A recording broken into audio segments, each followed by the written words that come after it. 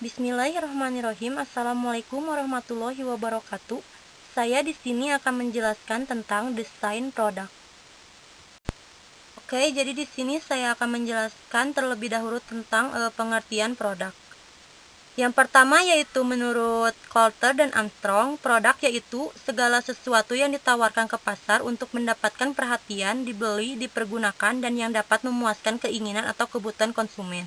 Yang kedua yaitu produk adalah kumpulan dari atribut-atribut yang nyata maupun tidak nyata, termasuk di dalamnya kemasan, warna, harga, kualitas, dan merek, ditambah dengan jasa dan reputasi penjualannya, menurut Stanton. Dan yang terakhir yaitu sesuatu yang dapat berupa barang atau jasa yang ditawarkan oleh produsen untuk memenuhi kebutuhan, keinginan, dan permintaan dari konsumen, menurut Giptano. Yang selanjutnya yaitu ada atribut produk. Yang pertama menurut Coulter dan Armstrong menyatakan bahwa atribut produk yaitu pengembangan suatu produk atau jasa melibatkan penentuan manfaat yang akan diberikan. Dan yang kedua yaitu menurut Pandi Giptano, atribut produk yaitu unsur-unsur produk yang dipandang penting oleh konsumen dan dijadikan sebagai dasar pengambilan keputusan. Di sini juga ada macam-macam atribut produk, yaitu yang pertama merek, yang kedua pemberian label, dan yang ketiga yaitu kemasan. Oke, jadi di sini juga ada siklus hidup produk. Perencana produk harus memikirkan 3 tingkat, yaitu yang pertama tingkat paling dasar, yang kedua tingkat produk aktual, dan yang terakhir yaitu tingkat produk tambahan. Selanjutnya yaitu ada klasifikasi produk. Yang pertama yaitu produk konsumen atau consumer product. Ialah apa yang dibeli oleh konsumen akhir untuk konsumsi pribadi. Dan yang kedua yaitu produk shopping atau shopping product. Ialah konsumen yang lebih jarang dibeli sehingga pelanggan membandingkan dengan cepat. Oke, di sini juga ada strategi pengenalan produk baru. Terdapat 3 cara mendasar untuk meninjau proses pengenalan produk baru. Yang pertama yaitu menarik pasar atau market pull. Anda harus membuat apa yang Anda dapat dijual. Kebutuhan pelanggan merupakan dasar utama untuk pengenalan produk baru. Yang kedua yaitu mendorong teknologi atau teknologi push.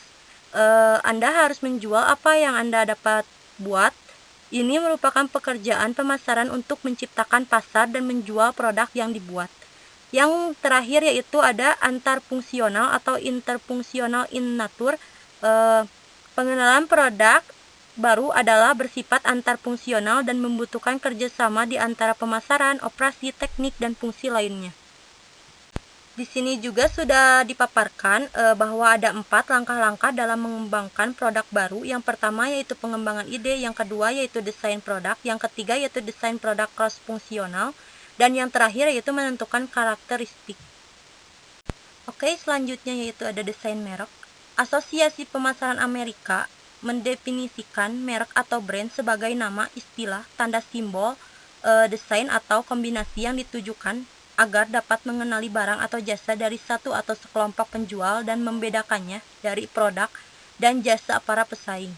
Secara prinsip, merek adalah nama, istilah, tanda, simbol, rancangan, atau kombinasi dari semua itu yang dimaksudkan untuk mengenali produk atau jasa. Berikut macam-macam keputusan penetapan merek didasarkan pada yang pertama menggunakan merek atau tidak, yang kedua seleksi nama merek, yang ketiga sponsor merek, yang keempat strategi merek, dan yang terakhir yaitu memposisikan ulang merek. Oke, di sini juga ada kemasan dan pengemasan. Mengapa kemasan diperlukan? Yang pertama, karena kemasan memenuhi sasaran. Yang kedua, kemasan bisa melaksanakan program pemasaran perusahaan. Dan yang terakhir yaitu manajemen bisa mengemas produknya sedemikian rupa untuk meningkatkan memperoleh laba atau keuntungan.